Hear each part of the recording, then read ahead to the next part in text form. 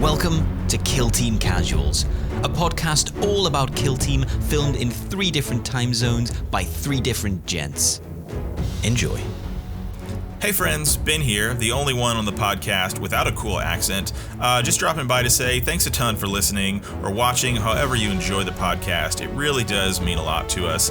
And if you are a faithful listener or unfaithful listener, we don't judge, and you're thinking, man, I just can't get enough of these 3 rascally boys and their casual kill team talk. What else can I do to support? Where else can I find these guys? Well, friend, I would point you to the Kill Team Casuals Patreon page. For just a few bucks a month, whatever you wouldn't miss falling out of your pocket, you can get access to the full long-form video podcast, as well as stay up to know, in the know, or all around the know, all up inside the know, if you will, on what's going on, all these Patreon extracurricular activities, this fun stuff. So, and if you want to be a real baller, you could even be a guest on Legions of Rust, the world-famous game show at the very tippy-top tier. And if you want to be the coolest nerd at your local game store, you can check out some sweet, sweet casual wargamers merch. That's short for merchandise, if you didn't know, at our Teespring shop. It's getting a little too silly. casualwargamers.creator-teespring.com. And as always, we go live most Mondays at 6 p.m. Eastern Standard Time on Twitch. Thanks so much. I will shut up. Back to the lovely show. Since you had a good run, what would be your main takeaway? Like, is there anything from those matchups that you learned, or like were you playing very aggressive, like safe turn 1, violence turn 2? Game 1 into I guess I learned that in certain teams, like I guess I'd played Strike Force Justine before, and I knew that they were probably going to wipe me off the board at some point. Like the problem with that whole sniper being removing Obscura, I'm just like, he's going to shoot someone every turn unless I can get them out of line of sight. And it was one of those. It was the annoying Morok terrain where it's a massive bit of. Oh boy, that one sucks. Yeah. I love the look of it. We've got a local guy who's painted that up so nice, and I love playing it, but it's kind of hard terrain to play on. So you can ignore obscuring on that board. Ooh. Yeah, that's devastating. It's all heavy. There's no light terrain at all. So literally, I'm placing my guy. I made a real big mistake. This is my first game, and I hadn't had any practice games in. I left my Balefire in a position where I thought he was safe. The guy, because I could see a blast where I get 2 targets, and I was like, oh, I might as well. And what I should have realized is don't do that, because it's their power armor, 18 wounds, whatever they are. I'm not going to kill him. So I shouldn't have chased it. I should have thought we're playing loot, keep as many people alive as possible. But I didn't. So I didn't lose him, but he got dropped to like 3 wounds. But I'd already played Implacable, so I still shot, and in the end, my Fire Blast it did rubbish anyway. So I was sort of like, that was foolish. Funny story. I played Balefire on Into the Dark the other day against Intercession, and because on Into the Dark it's lethal 5. That was the same thing. I was like, oh, this last ditch effort. Like I ran. It was actually I was playing against Justine. Yeah, it was Legionary versus Justine on Into the Dark, and so I charged into Justin with my Shrive Talon. My Balefire. Killed him, like just cleaned him up. And there was just one of the intercessors down the hall. I was like, I guess I'll fire blast you. Rolled 4 crits. Nice. 4 crits, 2 6s, 2 5s, 4 mortal wounds. He died. He just died. The kid couldn't roll that many crit saves. Died. It was awesome. I mean, that's what every time in a weird way, every time I play the Balefire and I do that, I in my head somehow think I deserve 4 crits and I'm going to get it. Yeah. I'm like, I'm going to roll this, I'm going to get 4 crits and you're going to be dead, mate. That's how it's going to go in my head every time. But most of the time I get 1 hit through and it's 3 damage and the guy saves it. But I'm always thinking it will be better. Feast or famine. Yeah, Balefire is definitely feast or famine. Yeah. To be fair, you know what? He died real early and I was just like, wow. I felt like I was on the back foot. And they're like, he came out and he took his 3 objectives. I still managed to get 3 loot.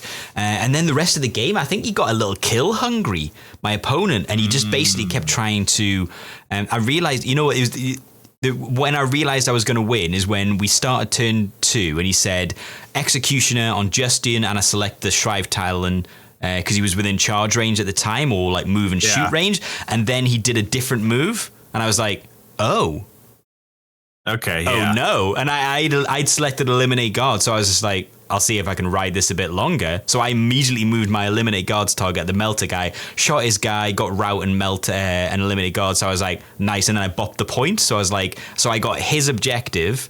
I killed his guy, and then I got like an eliminate guard. So I had quite a nice swing, and then I started. It's really bad. You know when you try and do something, I started measuring the distance between the anointed to be like, oh yeah, I could charge into them, and then ignored the Shrive Talon. He then charged into my anointed, whiffed so bad. I managed to kill his assault intercessor. Oh no! And because I took your advice. I always take your advice now. I go demon on the anointed first off. I'm just like, so good. It was silly because it was loot, but I was like, to hell with it. This is what Ben does. So I go.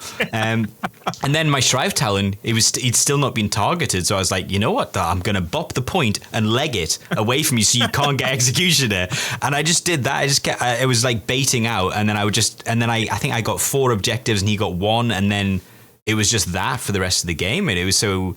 I think that was more his mistake. I think he probably had it. He lost the game rather than me winning it because he had a good start, and then he just forgot to play the objectives. But yeah, you know what I learned during this entire the tournament is that I sometimes don't like taking the heavy gunner now. I quite like dropping him and taking, and I know I used to take the butcher just because it was fun. But you know what? There's a couple of games where I was like the Legionary and the Justian game. I took the Icon because I thought it's going to be real useful being 1 more APL than a standard Legionary. If I need to go on and bop it, I thought, he's the only person who can bop it. Chainsword? Yes. Yeah, I love Chainsword Icon with a crack grenade is one of my favorite operatives. Yeah, I love it. Yeah, it's a nice one. Yeah, I ended up going Grizzly trophies mainly on either Anointed or Shrive. I changed it up a little bit mainly on the Anointed because I like him being able to kind of hide and then you walk forward to try and get within the 2 inches to shoot him, but you get 1 less attack. So it's like... So good. And people People just tend to charge him a lot. Yeah, he's the most survivable. Yeah, it's like, dude, you should be ignoring this guy because he's gonna eat your lunch anyways. Like, go do something else. Because this guy, or I was gonna say that was the thing. I was just sort of like, I used him as the ultimate bait because I was like, and I was just like, he is useless in this loot mission now. Like, you realize this guy cannot loot. If you leave him alive, you will win. Because if you kill everyone else, they can loot and he can't. But he went the opposite. He was like, I need to kill him because he's such a loud target. And I was just like, that's when I thought I'd won. I was like, okay, so he's taken the bait. I've probably won. But I love the bait. The Anointed is the Carnifex distraction that is just so good. And he's so good because if you run him as bait, and if either way, if they ignore him, great, he's gonna come kill you. Oh yeah. But if you try and if you try and come kill him, chances are he's gonna live, and now you'll be out Bee's wiener in the wind, and then you can get cleaned up with something else. Yeah. So I basically what I did is what he should have done is I ignored Justian. The Power Fist and the Plasma Pistol, I was like, I don't want any of that with any of my guys. So he just kept moving forward. I think Justian just bopped a point.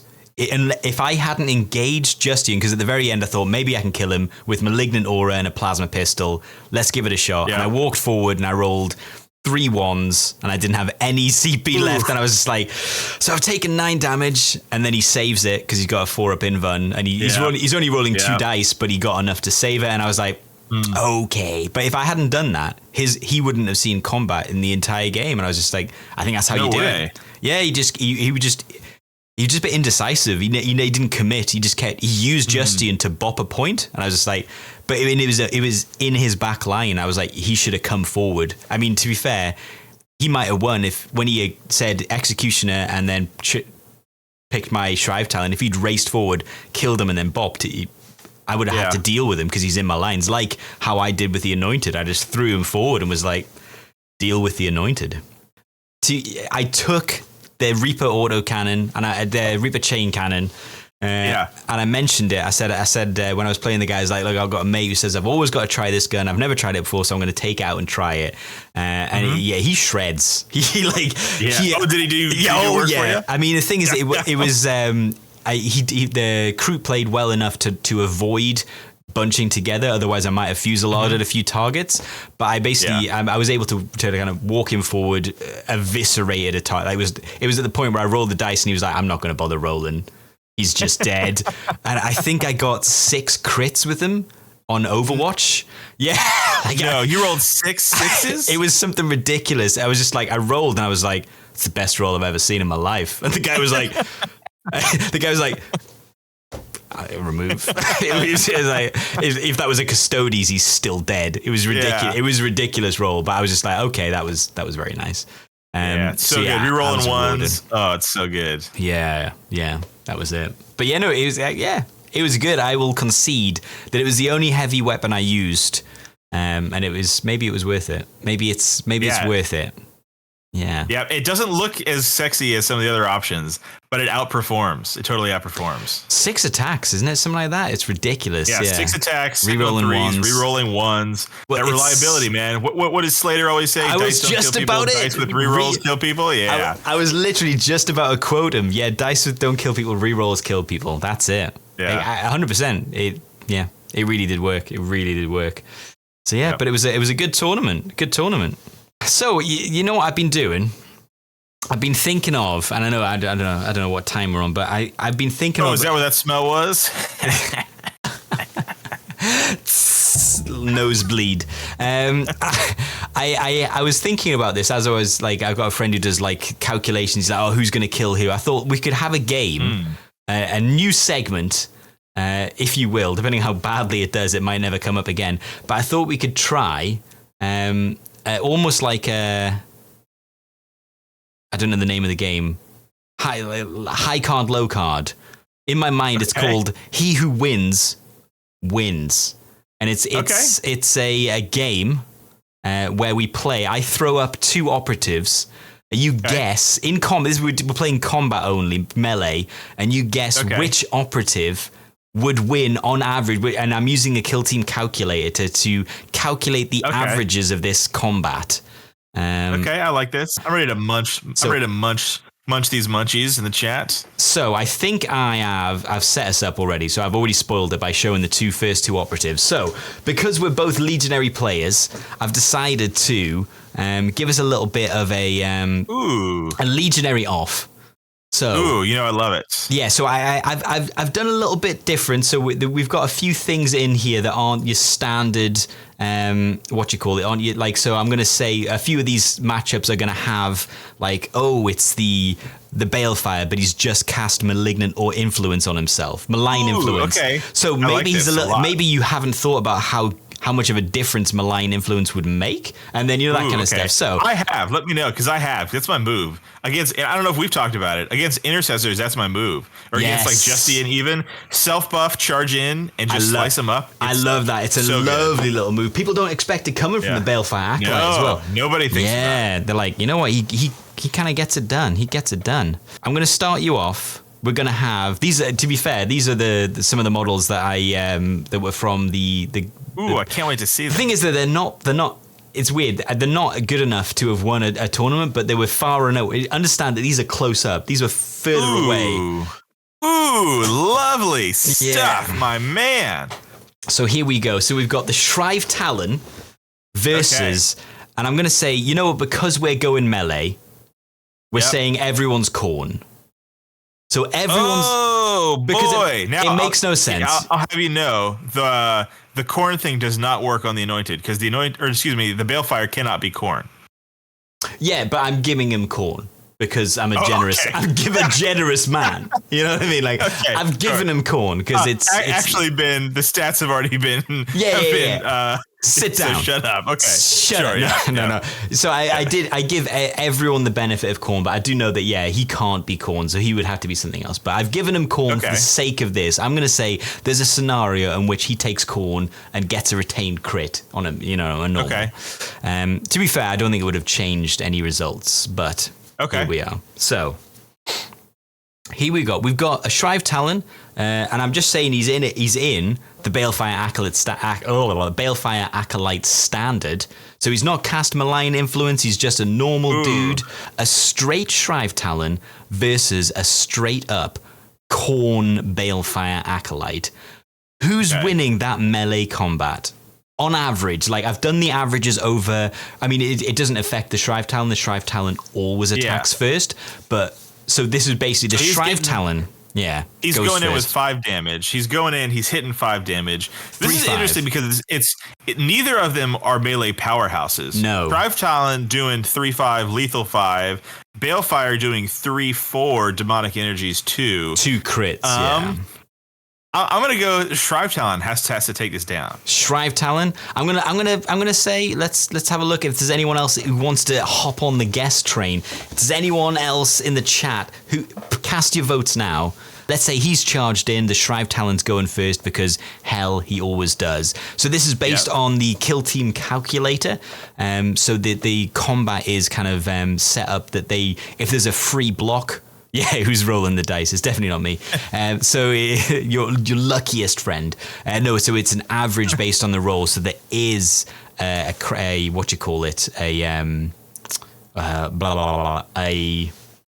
percentage kind of calculator worked out, and it kind of takes into these factors and gives you the average percentage of which operative survives. Oh, so wait a minute. Oh, you've already said your guess. You can't change your guess. No. I'm thinking about it. So this is just to kill, right? They're just to kill, and he's Khorne.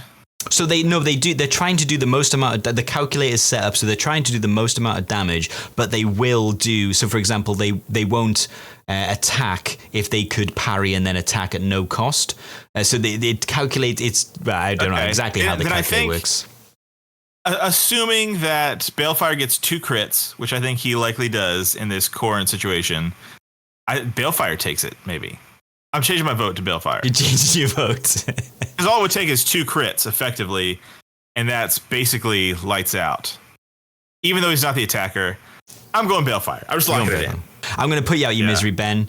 The Balefire Acolyte does just take it. He does, just barely, right? It's close, right? So it's those extra damage from the crits, I think, just push him over, being able to... I think on average, you'll get, whatever crits, and you've got a couple of those just automatically doing 2 damage. And then on the top of that, the damage comes through. So it's a lower damage profile, but you've got stuff that can't be stopped going through. Yeah. So just edge it. It's pretty close. Yeah, if you get 2 crits, like that's 12 damage right there. If you can push those crits through, and which is rare against the what's his face, the Shrive. But yeah. So those crits push it over. On average, the Shrive Talon's only got around a 38% chance of killing the Balefire Acolyte. But the Balefire Acolyte gets a 55% chance of killing, apparently. Interesting. On average, a 55% chance of actually killing. And that goes up to, if he buffs himself first, it does go up to a 64% chance that he kills the Shrive Talon. Yeah. And it goes, obviously, his chance of being killed goes down because obviously he can parry more crits out because he's got lethal 5. But yeah, so... I was a little bit shocked by that. I was shocked by that. And I know technically we're cheating because I gave the Balefire Acolyte Khorne, which you can't have. But in this scenario, he's Khorne. Just keeping things interesting. Exactly. Yeah. I'm just changing. This is never going to happen. So what I did next was I gave the Balefire Acolyte Malign Influence. So he's got Khorne, he's buffed himself, and he's going to go into the Chosen. So the Khorne thing won't. So the Khorne thing really won't make a difference either way because he's gonna get a lethal 5 crit because he's lethal 5. So he's not getting a crit on top of that. So the Khorne thing really doesn't make much of a difference in this situation. Or is it set up to where he's retaining a crit? Is that how it's set up to retain a crit? Well, the Khorne one is if you roll a normal, you can change it to a crit. If you roll no crits, you can turn a regular into a hit or a regular into a crit. Yeah, basically, yeah. Yeah. So he's gonna get the crit, so it doesn't really matter that much. But I mean, it's based. Chosen, it's based on your averages. So it's worked out as I've done an average of both. It's the Chosen. No question. It's the Chosen. So it's the Chosens are coming in. He's rolling 3 crits. He's killing this guy every time. So the Chosen, someone's asked in the combat. So it's only melee. So it's not shooting. So he's got his Demon Blade, I believe it is, Demonic Blade. Yeah. Soul 7 lethal 5. And the crits, he's gonna get some wounds back. So there's extra stuff in there. I'm gonna put you out of your misery. And it is in fact The Chosen does take it. He's doing all day long. Yeah, he's doing 4, like a 70% chance to kill. It's what pretty. Is it? I'm gonna guess. I'm gonna guess 73% chance to kill. It's actually higher. So the Chosen chomps. He chomps down the Balefire Acolyte. He's got under a 13% chance of dying at all. Oh man! And around an 85% chance of killing. Yeah. He's a monster. He's a missile. It's pretty impressive. The Chosen's damage output. Yeah. He's on 2s. 5s on 2s. Yeah, that's it. 4-7, lethal 5. That's gross. Yeah. Hitting on 2s, dealing 7 on the crits with lethal 5 is yikes. Yeah, that's a pretty good one. So, with that being said, though, what happens when a Butcher goes into him? Now, see, the Butcher's difficult, so I've done the averages based on the Butcher being the attacker, charging him being the attacker, or being the defender. So he gets relentless, ceaseless, and nothing. So I've done the averages based on all of this. So a Butcher races in. He's got a 5-7 versus a 4-7, but he does hit on 4s and he's got less attacks. Who do you think's taking? Reap sadly doesn't do anything because that's just rubbish. I think, by the way, Russ, the jig is up here. Okay, man, the jig is up. This is just an excuse to show your very nicely painted models. Okay, the Butcher isn't finished. The Butcher isn't finished either. Yeah, but this is just an excuse for you to show off your paint job. That's this all is the entirety of this segment is just to show off my painting. No, who do you think? So I'm going to give it to, I think, because it's 4s, even with Relentless, is 4s on 4s Relentless better than 5s on 2s, lethal 5? I think Chosen has a higher chance to kill. So I am Chosen. Yeah, go for it. Sorry. No, I'm locking in. Chosen has a higher % chance to kill. So we've got people in. We've got Dr. 0 Hour says Butcher 100%. Drone 4321 says Chosen. Sand says Chosen. We've got Papa Kraken saying Blood for the Blood God. So we're not using on a hot losing streak. So we're not using. So he hasn't used Blood for the Blood God. Obviously, in an ideal scenario, you would do. But sometimes I'll say you get all this stuff, but you don't. In this scenario, he's not played Blood for the Blood God. So it's close. This is a close one. The Butcher never gets higher than a 29% chance of killing the Chosen. And that's with the Relentless Charge. Makes sense. That's how good the 5 attacks on 2s is. The Chosen gets up to, in the best case scenario. Let me guess. Chosen best case scenario, it's got to be the same or better than the Balefire, right? It's got to be like a 90% chance to kill. Ooh, 92. That was close. Yeah, so hitting on 4s, the average of the reroll, obviously, it just drags down 4 attacks. Hitting on 4s is just not that great. So the best case scenario is you charge and he doesn't get any of the rerolls, in which case you got a 92% if you're the Chosen of getting 5 attacks through. Lethal 5, you get maybe 2 crits. 2 of them are going to kill him, and he does what? 5-7 damage max. You're still alive, and you know what? After you heal, you're back up to 5. You've only taken 5 damage. So so the Chosen absolutely splitterates the Butcher, which is you know what? It just takes that hitting on 4s. If he hit on 3s, and I didn't do the math, but if he hit on 3s or 2s, he'd probably do a lot better. So or if he had 5 attacks, I would argue 5 attacks also might swing it a little bit. 5 attacks. So we're getting close to the end of this. Who's going to win? Dr. Zero says, well, now no one beats the Chosen. He's kind of right. In a melee fight, who beats the Chosen? Almost nobody. How about a Power Fist aspiring champion? Power Fist or Power Sword? Power Fist. I don't have a Power Fist modeled, so it looks like a Power Sword, but we're saying a Power Fist champion. So he now hits on 5-7. 5s on 3s. And it's brutal, so you can't parry it. It's still got to be the Chosen. You still going Chosen? In a pure melee off, it has to be the Chosen. You're saying Chosen. You're going for Chosen. So, because the champ is the better pick overall in a game environment. Yes. But on in an alley, in an alleyway. That's what this is. Fight. This is back alley kill team. That's what we're going to call it. Ooh, I like it. Back alley kill team. It's the Chosen, man. It's the Chosen. Because he's on, okay, just pure stats, right? It's the same chances to kill. Like, it either takes 3 hits or 3 crits. Or actually, wait, no. No, because the Chosen takes 3 regular hits to kill.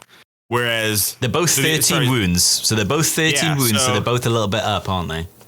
Yeah, but it's got to be the Chosen. So... Got to be Chosen. We've got people talking in the chat, but I'll go through. So, even with the Power Fist... The Chosen deals similar damage, 4/7 instead of 5/7. And it's more reliable. And so it gets between a 62 and a 78% chance of killing to the Power Fist's best case scenario of only 31%, because he's just going to parry out and kill him in the end. Yep. So it's surprising how much a 2+ versus a 3+ seems to impact your actual chance, because more attacks, but the same amount of attacks, but hitting on 2s, on average, you can parry out more and still do enough damage. And it's just like, woof. Yep. I mean, the simulation is set to do as much, because we're Chaos, to do as much damage as possible, but it doesn't ignore free parries for the sake of being able to parry out. So just being able to hit on 2s, and it goes to the old adage. It's not the hits, it's the rerolls, and it being almost hitting on 2s is almost like a reroll. It's just consistency. Like the Butcher's the best case. The girth. It's the Butcher being the classic. He hits hard, but if he misses, and he will miss, you're not hitting anything. That he's basically, the Chosen basically chomps his way through the Legionaries list if he's in combat 1-on-1, but. Ooh, how's he going to do against a surprise. What's he going to do against a Chad Toadies? A Chad Stoadies Custodian Guard, Custodes with Guardian Spear. How do you fancy his chances? This coming. How do you... Custodian. You know what? Deep Fatty just said Khorne does not parry. And you know what? I should have put that in. So I did them for both, Deep Fatty, but I'm going to say for this, it's the most Khorne of the Custodes, and he's gone for a Guardian Spear. Yeah, he's gone for the guy because it's the most damage. I think Shield lives just because he's parrying out so easily. Yes, probably. I mean, I did the stats does he for kill? both. He lives, but does he kill? That's it. So let's go Spear. Guardian Spear is what? 5/7 damage? 4/7? Yes, 5/7 lethal 5. Ooh, it's the Power Fist, but he hits on 2s. And it's lethal 5, and he's got 18 wounds. Custody takes it down. So right. I put this in just to humble the Chosen. It's not even really close. Even going first, the Chosen is still more likely to die than the Custodes dies. So he goes first and dies. The Chosen has a 55% chance of dying to a 41% chance of killing if he goes first, and that drops to 24% if the Custodes goes first. Of surviving, of killing him drops to 24%. So, you just got it like that. The wounds, the wounds, 18, the damage, the reliability. Yeah, when I started looking at it, I was like, oh, they're only like 16 wounds, but 18 wounds is just rough. It's rough to cope. So the Legionaries weren't able to take him out, but the Chad of the Emperor, he's able to take out. He's able to take out the Chosen pretty comfortably. Again, these are averages on averages, and obviously don't count for someone rolling hot or rolling not hot, as it may be. But so that was whatever that game was. Ooh, that's good. I like that. And I think it brings up a great point. Is that like going to the next level in your sort of kill team, like on the journey to suck less in kill team, knowing these things, like even just not like every specific situation, but just sort of knowing the broad, like, okay, statistically, is this charge a 50%, chance to kill? Maybe that's like, I can't afford that coin flip right now. Or is it like, this is an 85% chance I kill this guy. This is a good decision to make. Like knowing those things, even if it's rough, like that is a great tool to help you go in to play kill team. Thanks for watching. The full pod is available where you listen to your podcast. We stream live on Twitch at Casual Wargamers, and the full video podcast is available now to all tiers of our Patreon. See you next week.